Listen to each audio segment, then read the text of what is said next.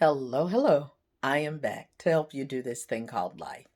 We've been talking about Jesus, his temptations, his emotions, just all the things that made him human, which is a truth that we so many times forget. And so we've been looking at how he handled people, how he handled issues to see how it is that we should be living our lives. And so, um, we've been talking the past few days about his time as as they were about to have the last supper. And we did John 13:21 yesterday, and I'm still going to kind of include that in what we talk about today. So it's John 13:21 through 26.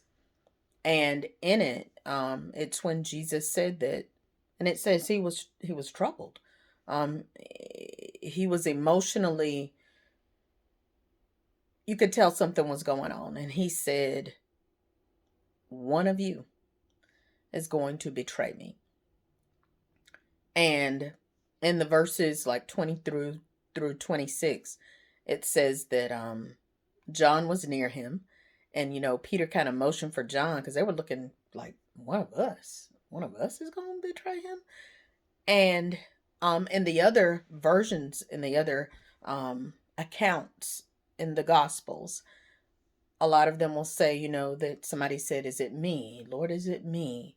Um, and in one, it did say that when Judas, because Judas was close to him in proximity as they were seated there, and Judas asked him, "Is it me?" And he said, "You've said it."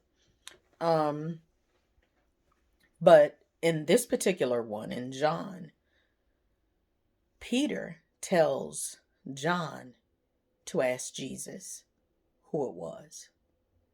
And Jesus told John that it was the one that he dipped bread with, or dip the bread and give it to. And so I was like, as I'm reading, I can tell when there's a nugget. I don't always know exactly what the nugget is. And so one of the things that I've been talking about is how Jesus was able to still maintain composure, still um move in love. And I think one of the things today that I'm looking at too is that word betray. Um you're only betrayed by those who are close to you. The very essence of what betrayal is means that there is some personal relationship between the people. There's something personal and intimate in order for there to be a betrayal.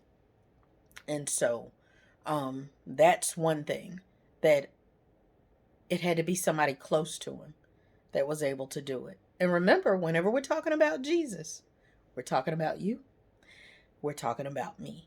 Um, don't think it's strange. Don't think it's strange when somebody you love somehow betrays you. Sometimes it's just par for the course. Remember, everything is not going to be good, but it will lead to, it will work for the good. Okay. The other thing was that, it made me think about how, because Peter's close to Jesus. He's one of the three who's always there. But Peter is like, "Come here, John." And he tells John to ask Jesus. And it kind of reminded me of how it is in families, you know? If you want something, there's one that you'll have. Go ask mama or go ask daddy. It's not like mama or daddy don't know that they know they're going to go back and tell you, or they know you're going to share, or they know you're going to, but there's just some people that are near and dear to your heart. Have somebody that's near and dear to your heart. And it's okay. It's okay, especially sometimes in ministry.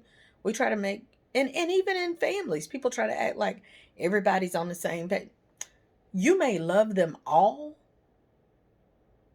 but there's certain things that certain ones just get to you in a different way. That's okay, y'all. It's okay. It's okay to love people differently. It's okay for them to be in a different place in your heart. And it's okay for other people to know that. Even with myself as a leader of a ministry, um, I have found myself trying to make sure I'm not playing favorites, or um, I don't want there to seem like there's any difference in it. Everybody's relationship is different, and we don't have to apologize for that. We need to know where it is that God has people in our lives and for what reason. So I don't think that's a bad thing. And I think it was really highlighted. There are certain things. And even though they may you may know that they're going to tell the others, that's okay. But it's okay for people to know who your go-to is. For people to know who's close to you. And it's just learning lessons. We vilify a lot of things. We make a lot of things wrong that really aren't wrong. They're just life. Okay? I hope y'all got it. Like I said, some of it I had to get as I was going, but I hope you got it. We'll be back tomorrow to try to figure some more of this thing out, okay? So this has been One Moment with Marcy. I'll be back tomorrow with another moment of momentum producing motivation. Until then, stay encouraged. And remember, you got to flutter before you can fly. But flying is in your future.